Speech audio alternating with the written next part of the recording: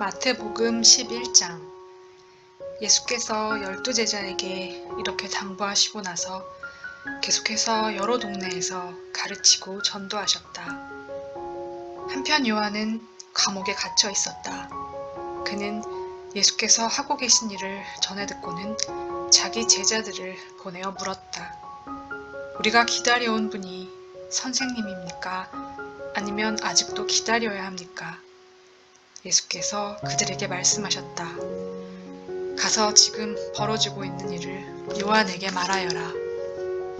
눈먼 사람이 보고 저는 사람이 걷고 나병 환자가 깨끗해지고 귀먹은 사람이 듣고 죽은 사람이 살아나며 이 땅에 불쌍한 사람들이 하나님께서 자기들 편임을 깨닫는다.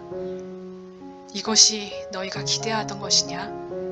그렇다면 너희야말로 가장 복된 사람인 줄 알아라. 요한의 제자들이 보고하러 떠나자 예수께서 무리에게 요한에 대해 말씀하셨다. 그를 보러 광야로 나갈 때에 너희는 무엇을 기대했더냐? 주말을 쉬러 나온 사람이더냐? 아닐 것이다. 그럼 무엇이냐? 멋진 양복을 차려입은 교주더냐? 광야에서는 어림도 없다. 그럼 무엇이냐? 예언자냐? 맞다. 예언자다. 너희 평생의 최고의 예언자일 것이다. 그는 예언자 말라기가 내가 내 예언자를 앞서 보내어 내 길을 평탄하게 만들 것이다 라고 말한 그 예언자다. 지금 무슨 일이 벌어지고 있는지 내가 말해주겠다. 역사상 어느 누구도 세례자 요한보다 나은 사람이 없다.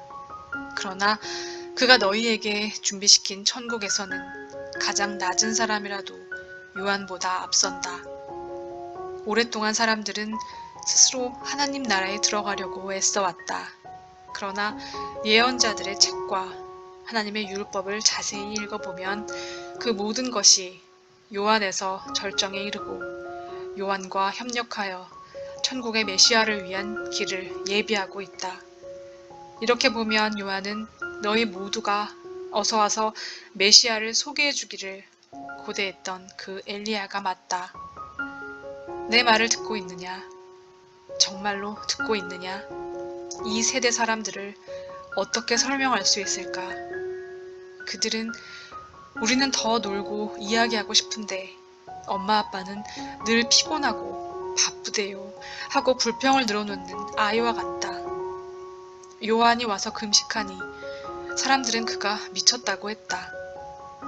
내가 와서 실컷 먹으니 사람들은 내가 술고래며 인간 쓰레기들의 친구라고 했다. 본래 여론조사는 믿을 만한 것이 못되지 않더냐. 음식 맛은 먹어보아야 한다. 그 후에 예수께서 자신이 가장 열심히 일하셨으나 사람들의 반응이 가장 적었던 여러 도시들을 호되게 책망하셨다. 그곳 사람들이 무관심하게 제 갈 길로 가버렸던 것이다.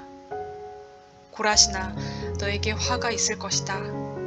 벳세다야 너에게 화가 있을 것이다.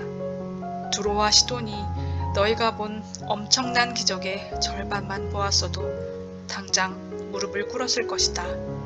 심판날에 그들은 너희에 비하면 가벼운 벌로 끝날 것이다. 가버나움아, 내가 잔뜩 점잔을 뺀다만 결국은 지옥에 떨어질 것이다. 소돔 사람들도 너처럼 기회가 있었다면 그 도시가 지금까지 남아있었을 것이다. 심판날에 그들은 너희에 비하면 가벼운 벌로 끝날 것이다. 갑자기 예수께서 기도하셨다. 하늘과 땅의 주인이신 아버지 감사합니다. 아버지께서는 아버지의 길을 똑똑하고 다 아는 체 아는 사람들에겐 숨기시고 평범한 사람들에겐 분명히 밝히셨습니다. 그렇습니다. 아버지께서는 이렇게 일하시는 것을 좋아하십니다. 예수께서 다시 사람들에게 말씀하시되 이번에는 부드럽게 말씀하셨다. 아버지께서 이 모든 것을 내게 행하고 말하라고 맡겨주셨다. 이것은 아버지와 아들이 서로를 잘 아는 친밀한 관계에서 비롯되는 부자 간의 독특한 일이다. 아무도 아버지가 아는 것처럼 아들을 아는 이가 없고 아들이 아는 것처럼 아버지를 아는 이도 없다. 하지만 나는 이것을 나 혼자만 누릴 생각이 없다. 누구든지 들을 마음만 있으면 나는 차근차근 가르쳐줄 준비가 되어 있다. 너희는 피곤하고 지쳤느냐? 종교 생활에 탈진했느냐? 나에게 오너라. 나와 함께 길을 나서면 너희 삶은 회복될 것이다. 내가 너희에게 제대로 쉬는 법을 가르쳐 주겠다. 나와 함께 걷고 나와 함께 일하여라. 내가 어떻게 하는지 잘 보아라. 자연스런 은혜의 리듬을 배워라. 나는 너희에게 무겁거나 맞지 않은 짐을 지우지 않는다. 나와 함께 있으면 자유롭고 가볍게 사는 법을 배울 것이다.